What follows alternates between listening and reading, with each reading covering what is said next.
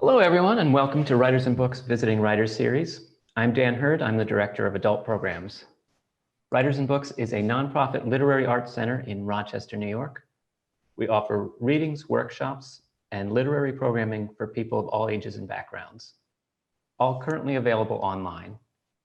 For more information about upcoming programs, visit our website at wab.org. Thank you for coming out tonight. We're so happy to have Paul Moyer with us tonight for the release of his new book. Focusing on witchcraft cases in New England, roughly 1640 to 1670, Detestable and Wicked Arts places the region's battle against black magic in a transatlantic perspective. Informed by studies on witchcraft in early modern Europe, Paul Moyer presents a useful synthesis on scholarship on occult crime in New England and provides an accessible examination of witch prosecutions in the Puritan colonies. Paul Moyer is a professor of history at SUNY Brockport. He's the author of Wild Yankees and The Public Universal Friend.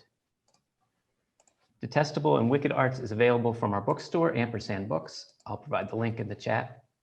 First, we'll hear from Paul, and then we'll talk. We'll also be taking your questions, so please submit them through the Q&A function. Paul, thank you so much for being here. All right, thank you, Dan. First of all, I apologize in advance if you hear a phone ringing in the background because we can get lots of political phone calls tonight. Tonight is not really a book talk per se. You don't need any background knowledge on witchcraft. You didn't need to read the book in advance or anything like that. I want to tell you a little bit about the book and, maybe even entice you to purchase a copy of it. So here's the plan. I'm going to talk briefly about the book, give you some background on it, spend about 10 minutes doing that. I also want to present a brief reading from the book, and that'll take about 4 minutes or so. So about 15 minutes total. And hopefully I'll bring up some issues that might spark your interest, and then you can follow up with a question, and I can see if I can answer it for you during the Q&A. So anyway, just to kind of give you a sense of where this book came from, why I wrote it. I've been teaching about witchcraft for about 20 years at SUNY Brockport, and I teach a bunch of classes on witchcraft in New England, witchcraft in Europe, witchcraft in the Atlantic world. I teach a class just on the Salem witchcraft crisis. I am literally Brockport's defense against the dark arts instructor. And after teaching about witchcraft for so long, especially New England witchcraft, I wasn't really satisfied with the literature that was out there for students to read in my classes. So that's kind of where this book came in. I wanted to write a book that I could use for my class on New England witchcraft, which is the one I started teaching first, and it's my favorite. And I wanted a book that was more accessible to students, as often academic writing is not, and a book that was accessible to the general public. And also, I wanted to bring the story of witchcraft and witch hunting in the Puritan colonies up to date. It's been a long time since there's been a comprehensive study of witchcraft in New England written since the early 1980s. So it was about time, I thought, for another study. Now, in terms of what the book focuses on, and Dan gave you some sense of this just a moment ago. Obviously, my main focus is New England. I focus on New England witchcraft in the first 3 quarters of the 17th century up to around 1670. So if you're looking for a book that explains Salem in great detail, don't get my book, because I don't really engage with the Salem crisis, which was in the 1690s, a little bit later. So it's New England in the first 3 quarters of the 17th century. But I also talk a lot about the wider English Atlantic, England's empire in the Atlantic world at that time, places like Bermuda, England itself, and other parts of the British Empire. So that's kind of basically what the book's about. In terms of the way I organized it and the way I structured the book, I basically organized the book as a series of questions that somebody who is new to the study of witchcraft and witch hunting might ask. So, for example, what is witchcraft? How did people in the early modern period understand this and think about it? The next question that leads to is, why were certain people accused of witchcraft? Witchcraft fears and witchcraft accusations were not spread evenly. Some people were more at risk than others. That's another question that people ask. Another question that I engage with is, why did others accuse people of witchcraft? Which is an important question. I think we put a lot of focus on who was accused, but it's also important to put attention on the accusers. Why did they do that in the first place? And a final question I looked at, and there are others in the book, but these are the main questions. The final question was, how did people bring suspected witches and accused witches to justice? What was the process of witch hunting in New England at that time? So in organizing the book that way, again, I tried to make it accessible. I tried to think about, what kind of questions would somebody who is new to this topic need to have answered in order to understand it? And there are other things I engage in the book, but those are sort of the main things. In terms of the sources that I use to write this book, and I think it's important to give people a little bit of the idea of what this book is based on, because it's a history book. I mean, it's not fiction, so it has to be rooted in sources. I used a lot of contemporary documents. In particular, I focused in on documents actually produced by witchcraft prosecutions. And there's quite a number of these. You can read original depositions, witness statements, indictments, et cetera, et cetera. Unfortunately, these primary documents are often frustratingly incomplete. You might have documents on somebody going to court, but the resolution of that court case is unclear. Or you might know the resolution of the court case, but you might be missing all the witness testimony. But anyway, I had that primary documentation, that original documentation from the actual witch trials. In addition to that, I backed that up with whatever information I could find out about the people who were accused of witchcraft and the people who accused them. So I look at court records, I look at church records, tax records, assessment records, any kind of documentation I could find to kind of figure out who these people were and how they were related to each other. Oftentimes accusers and accused people knew each other. So whatever I could do to find out about them. So on the one hand, I have that contemporary documentation that I really dig into. And then I complement that with a lot of research and reading about what other historians have had to say about witchcraft, not only in New England, but also around the Atlantic world, back in Europe. And finally, I looked at a lot of general studies on New England and early modern Europe and Britain's early modern Atlantic empire. So that kind of gives you an idea of what this work was rooted in and what my source base was. Now, another thing to address is what I see as the main contributions of the work. So in other words, why should you read this book? What new does it tell us about witchcraft in 17th century New England? Now, in one respect, and again, Dan alluded to this a second ago, this is a work of synthesis. I kind of knit together a lot of the existing scholarship on witchcraft that is out there and that has evolved over the 60s, 70s, 80s, and up to the present day. So that was one goal in this book, to kind of bring all that stuff together. Because again, I wanted something that would be useful in the classroom and give students a good idea of sort of what current understandings were of witchcraft. But in addition to being a work of synthesis, kind of knitting together previous interpretations, I also came up with a series of new interpretations in this book. So I also wanted to add to our knowledge of witchcraft and add to the field of witchcraft. And again, I think there's a lot of things that I do in the book, but I'll highlight three that I think are especially important. Number one, and again, Dan alluded to this in his introductory comments, I think the biggest contribution my book makes is to place witchcraft in New England in a wider Atlantic world context. Traditionally, when people have focused on witchcraft in New England, they often focused on it at the community level. And the theory was, and there's a lot of merit to this theory, that witchcraft accusations grew out of local social conditions, local social tensions, neighborly interactions, neighborly conflicts. So traditionally, that was the focus. You look at the individual communities.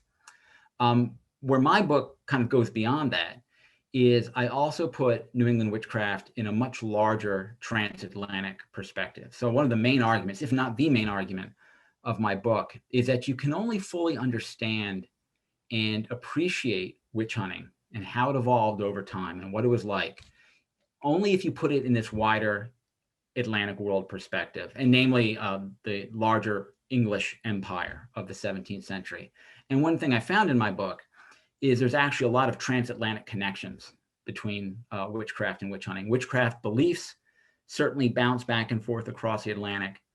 And even the process of witch hunting had a strong transatlantic dimension. So there might be a witch hunt that broke out, say, in England, and information about that witch hunt, knowledge about it, the techniques used in that witch hunt would then make their way around the English Empire and eventually get to New England. So that's one big contribution, that transatlantic perspective.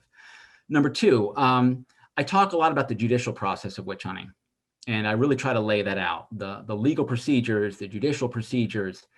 And kind of shockingly and surprisingly, there actually hasn't been a lot written about that in New England. Whereas if you look at studies of witchcraft in Europe, there's quite a bit written about the judicial process of witch hunting. Whereas in New England, there wasn't a lot of that. And again, I think it relates to this notion that oftentimes there was this focus on community dynamics. So that's one thing I really wanted to add to this book. What was the process of witch hunting in New England? And finally, I also try to weigh in on this debate of why were certain people accused of witchcraft. And I think traditionally, historians have tended to focus on kind of the demographic traits of a person. Were they male or female? How old were they? Were they married or single?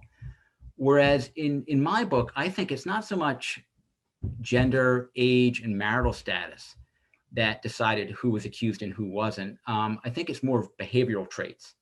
It's how a person's behavior and personality and character was perceived by the larger community. Now, issues of age and gender and marital status do figure into that, because whether or not you were male or female, whether or not you were old or young, whether or not you were single or married, affected how people interpreted your behavior. So whereas a married adult man might be able to get away with a certain type of behavior, a single young woman might not.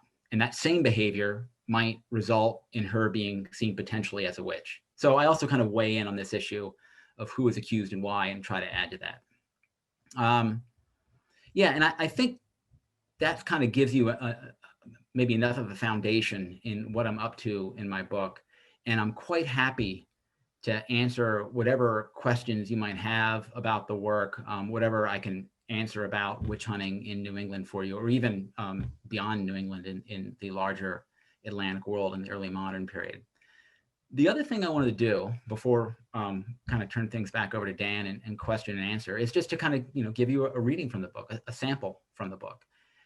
And I chose a passage from chapter 6 of the book, which focuses specifically on the Hartford witch hunt of 1662, 1663. And I wanted this chapter to be kind of a microcosm where I showed how a witch hunt emerged and evolved and ended. So anyway, this reading is from chapter 6. And I should mention that there's a lot of quotes from original documentation that is kind of worked into my writing. And as I'm reading through this, I'm not going to distinguish where I'm reading my own words and where I'm reading from an original document from the 17th century. But I think based on how the sentences sound, you're probably going to be able to figure out what's a quotation and what's my own writing. Anyway, like I said, this is from chapter 6 about the Hartford witch hunt of 1662-63. The Hartford witch hunt started in the home of John and Bethia Kelly with a bowl of hot broth and a bellyache. Their daughter Elizabeth was well when she went to attend Sabbath day services on March 23rd. After spending the morning at worship, she came back home in the company of Judith Ayres. While visiting with the Kellys, Goody Ayres helped herself to some broth hot out of the boiling pot, and according to the girl's parents, required our said child to eat with her of the same. John and Bethia, believing it was too hot for her, told their daughter not to eat the broth, but she did not heed their words and did eat with Ayres out of the same vessel. Soon after, the girl complained of a pain in her stomach, and Bethia gave her something to ease her discomfort. The Kellys later remarked that they did not suspect their daughter was in any danger. They could not have been more wrong. Elizabeth Kelly seemed fine that afternoon, but in the night she awoke crying, "Father, Father, help me, help me. Goody Ayres is upon me. She chokes me. She kneels on my belly. She will break my bowels. She pinches me. She will make me black and blue." Astonished by his daughter's outburst, Goodman Kelly told her to lie down and be quiet, but Elizabeth only cried out with greater violence than before. He then put the girl into bed with his wife, but Bethiah had no better luck calming the child, who was in a great extremity of misery. The girl's strange affliction continued into the following days, and at one point she shouted, "Goody Ayres torments me. She pricks me with pins. She will kill me. Oh, Father, set on the great furnace and scald her. Get the broadaxe and cut off her head." On Tuesday, Elizabeth asked her father to go to the magistrates and enter a complaint against Ayres, adding that if I could go myself, I would complain to them of how she misuses me. The child's ordeal finally ended when she died the following day. According to her parents, Elizabeth's last words were, "Goodwife Ayres chokes me." Suspicions of witchcraft grew as Elizabeth Kelly's body was ready for burial. Among the women who performed the task was none other than Goody Ayres, the leading suspect in the child's death. She may have been there to show her support as a loving neighbor, or, considering how events unfolded, Goodman Kelly may have also demanded her attendance. Either way, those present kept an eye out for evidence of the occult. Nathaniel Willett testified that the Kelly girl's body was strangely bruised, and when it was turned over, there came such a scent from the corpse as that it caused some to depart the room. Witnesses also noticed that instead of being stiff with rigor mortis, the body did appear to be very limber. Most ominously, John Kelly told those in the room to look at his child's face, and they saw a reddish, tawny great spot, which covered a great part of her cheek, it being on the side next to Goodwife Ayres. Several of those present concurred that the mark was not there earlier, implying that it was the result of the woman's close proximity to the deceased. They came to this conclusion in light of the belief that a murder victim's corpse would bleed when their killer came near, a piece of lore known as the blood cry. At this moment, the grief and suspicion that took hold of the Kellys after their daughter's death broke to the surface, and Goodman Kelly demanded that Ayres come up to the body and handle it. She approached Elizabeth's corpse, and it having purged a little at the mouth, wiped the child's lips with a cloth. Next, he told her to turn up his daughter's sleeves so as to reveal her arms. Ayres attempted to comply, but the sleeve being somewhat tight, she could not well do it. Anger boiling up within him, John Kelly pushed forward and violently ripped up both the sleeves, revealing that the backs of the girl's arms were black and blue, as if they had been bruised or beaten. Which he and others saw as evidence of the supernatural assaults that had led to her demise. Things took an even darker turn when Hartford magistrate Samuel Willis ordered an autopsy of the Kelly girl, the first and only time in New England that a person allegedly murdered by witchcraft underwent this procedure. There was a shortage of trained physicians in the Puritan colonies, and so Dr. Willis called in Dr. Brian Rossiter, who lived in Guilford in the neighboring colony of New Haven, to undertake the macabre task. Exactly when the doctor carried out the autopsy is unknown, but he had certainly completed it by March 31st when he made his report. If Samuel Willis hoped that the autopsy would nip rumors of witchcraft in the bud, then he was badly disappointed. And I'll end it there. It's a little cliffhanger. So if you want to find out what happened, read my book.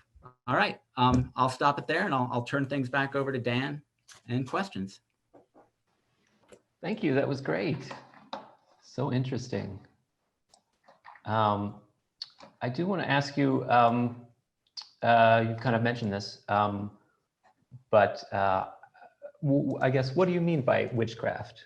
And how would have people of the time understood that as a Okay, and that's an important practices? question.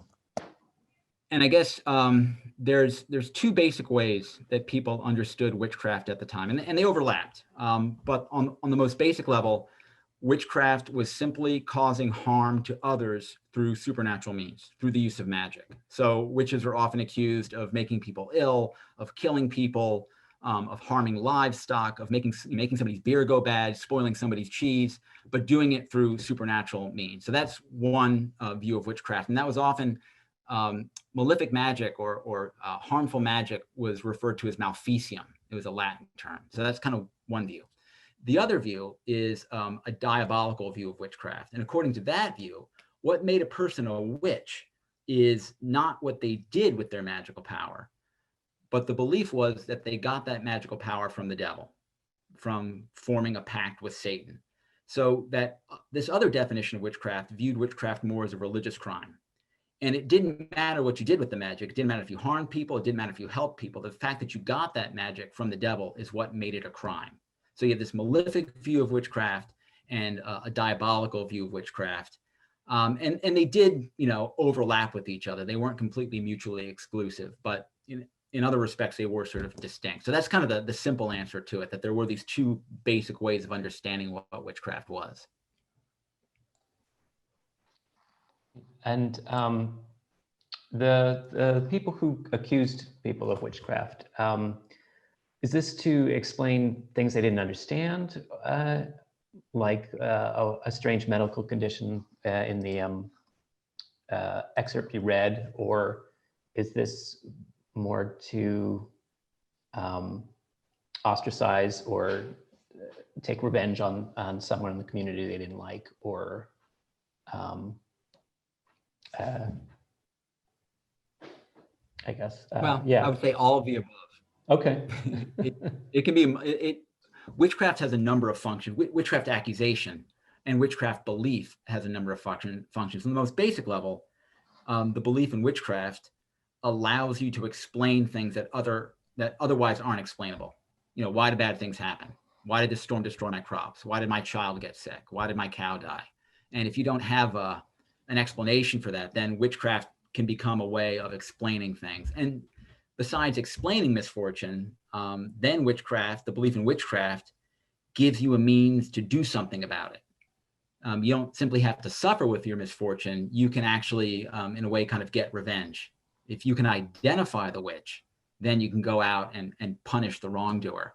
And that's where witchcraft kind of jumps the boundary from simply being a way of understanding mysteries to getting into this realm of witchcraft being a form of revenge or a way of settling a grudge.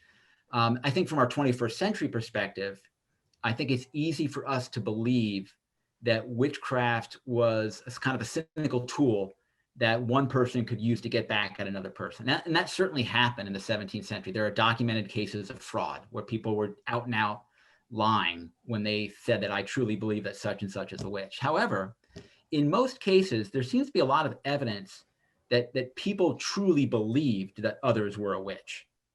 And you could kind of play psychologist and you could argue that, there probably were these motives of revenge and jealousy and whatever driving this. But I think oftentimes people legitimately believe that others were trying to harm them through witchcraft.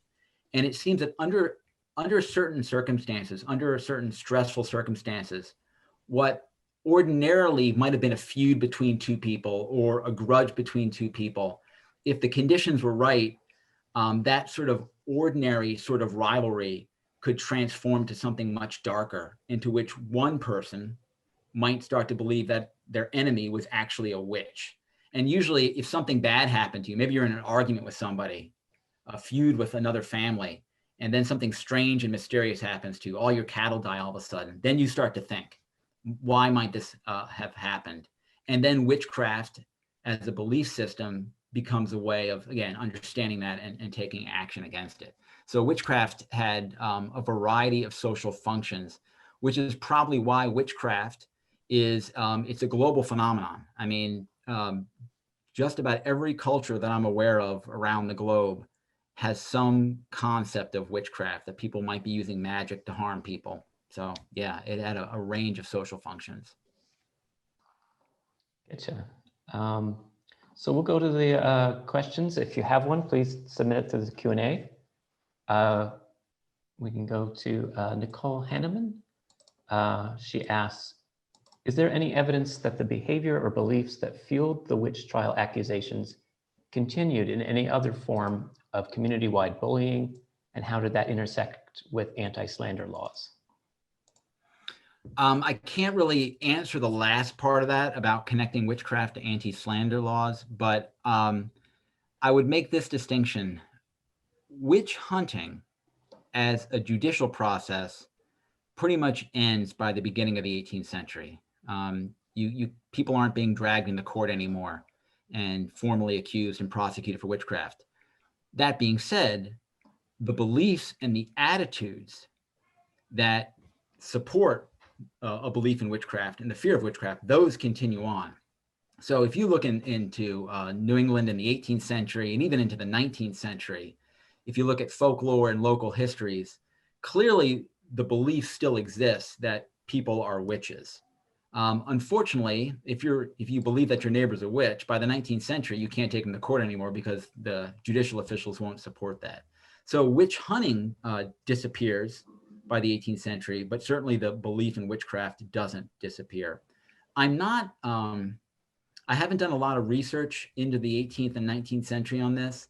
My hunch is that if you looked deeply into kind of local antiquarian 19th century New England histories, you could probably find some episodes of sort of vigilante violence against witches.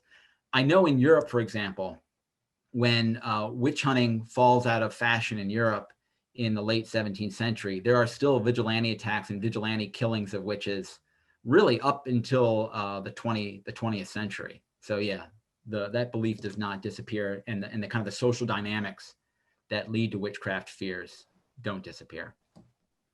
As for the connections to anti-slander laws, I can't really comment on that. I'm not familiar with that connection. Question from Melinda Wallington.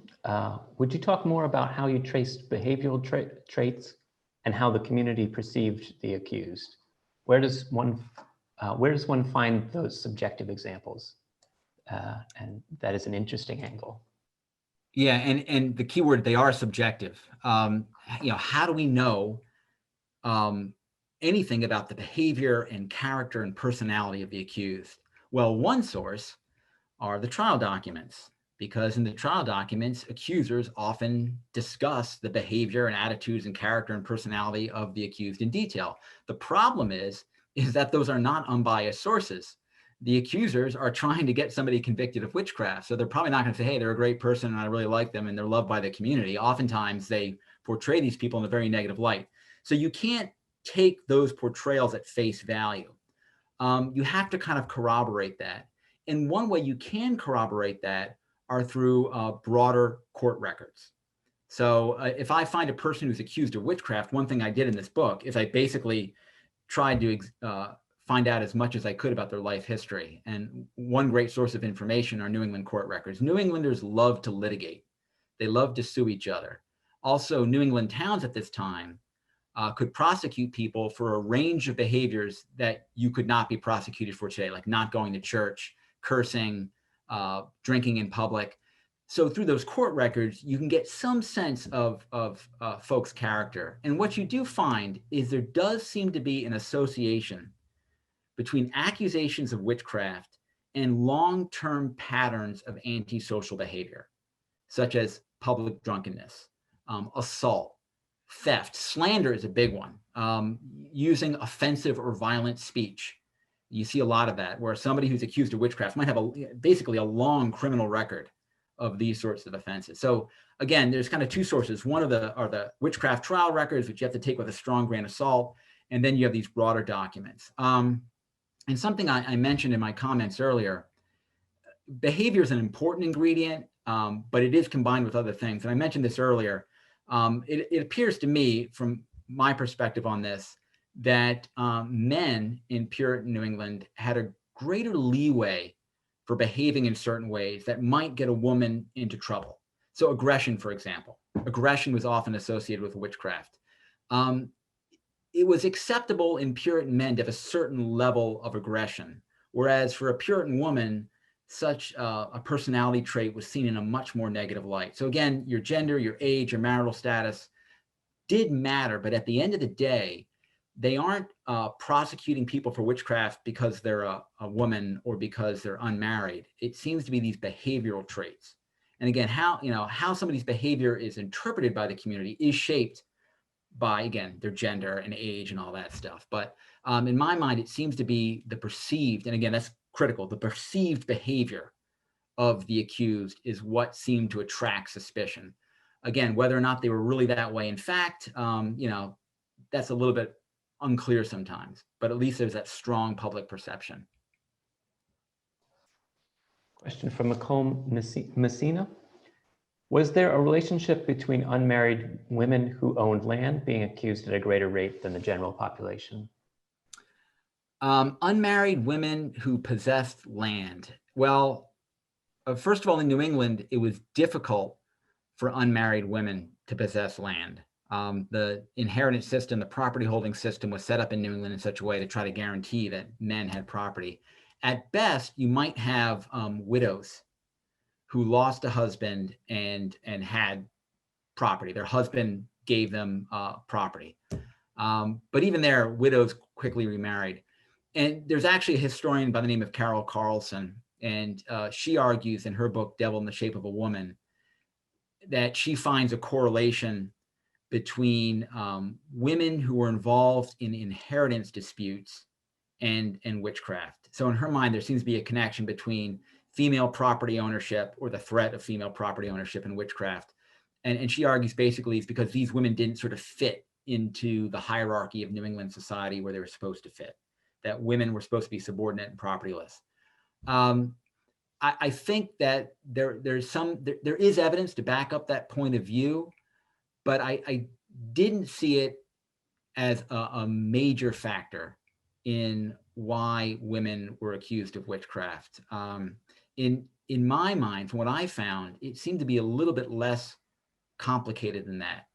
And just to kind of give you a brief sense of this, witchcraft is associated with certain sorts of things. It's associated with illness and death in children, or in illness and death in general. It's associated with poisonings. When you think about it, childcare, healthcare, food preparation, all these things are in sort of the woman's sphere at this time. So it just so happens that a lot of the social activities that were associated with witchcraft and witch fears were social activities in which women were deeply engaged.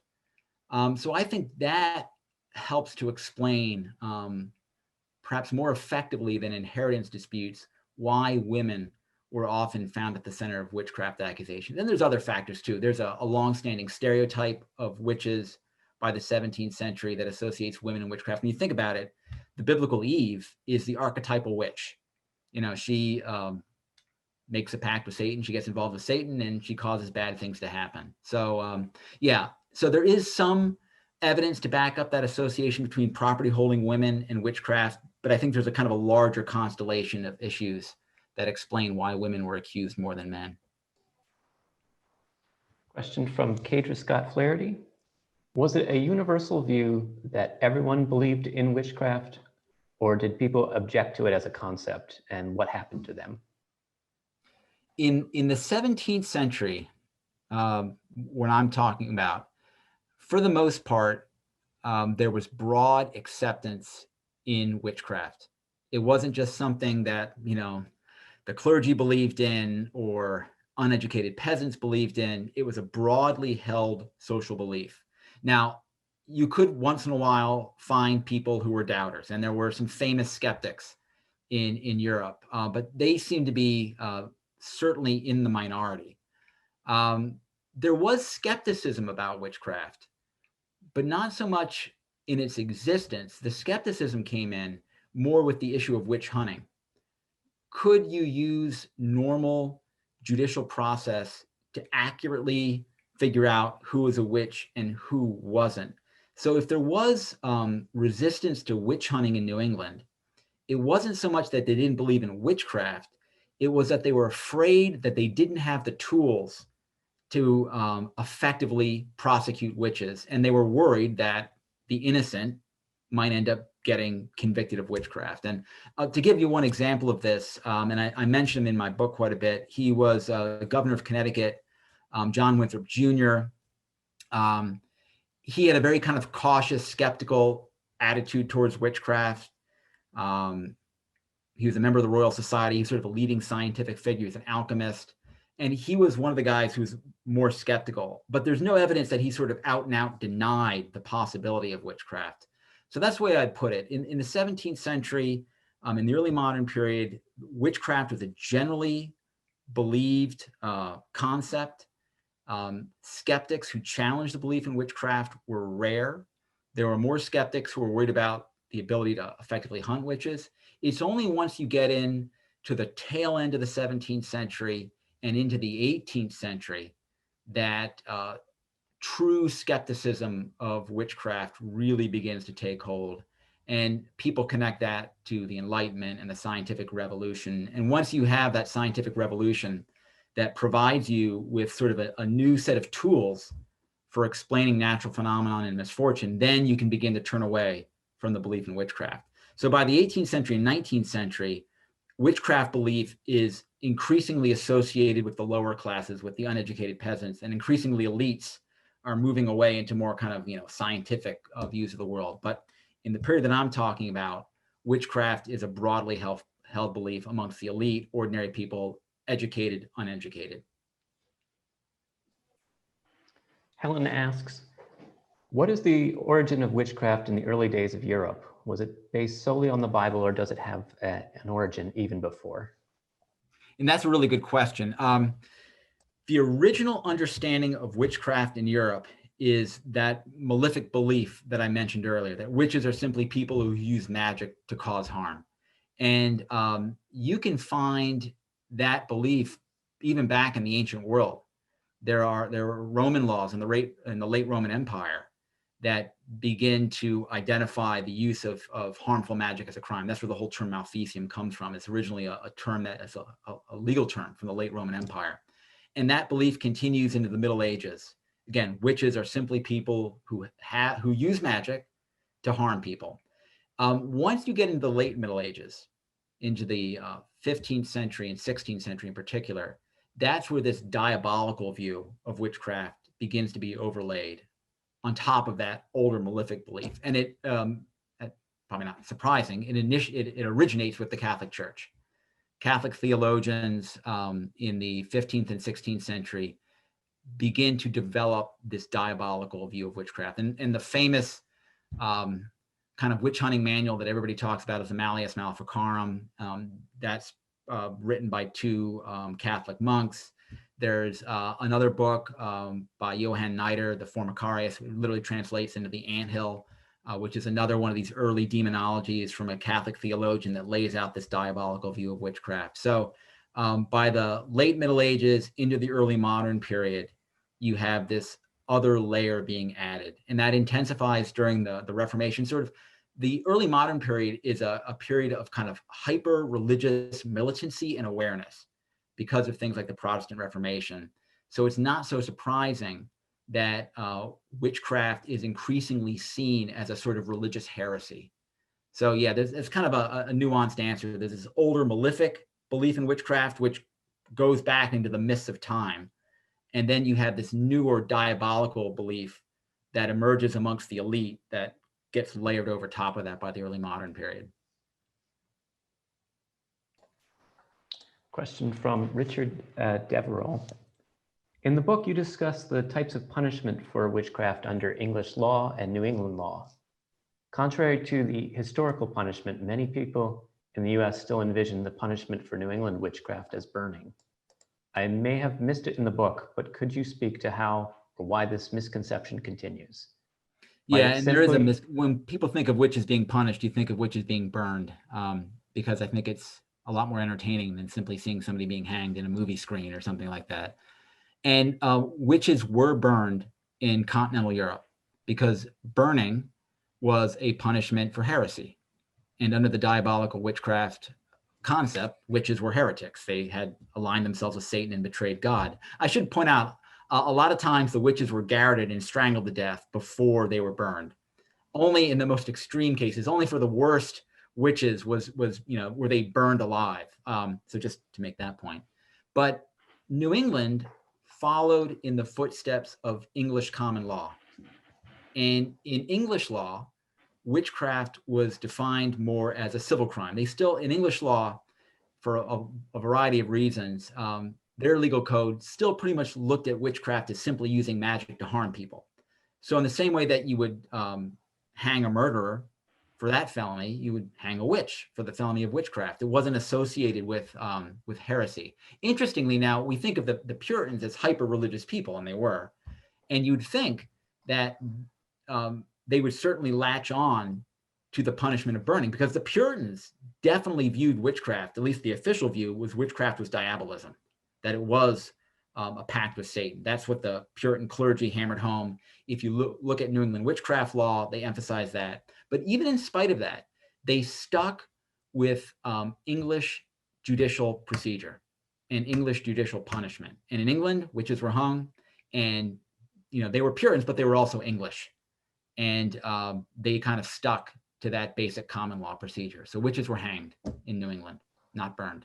There was one witch burned in Bermuda in the early 18th century, but she was an African-American slave woman. She was burned because she killed her master with witchcraft. But the reason why she was burned was not witchcraft. She was burned because a slave murdering his or her master was considered a form of treason. And the punishment for treason was burning. So that explains that one anomaly. So I hope that answers your question, Rich. Question from David Stork. Do you agree with Mary Beth Norton that Indian war trauma caused witchcraft accusations?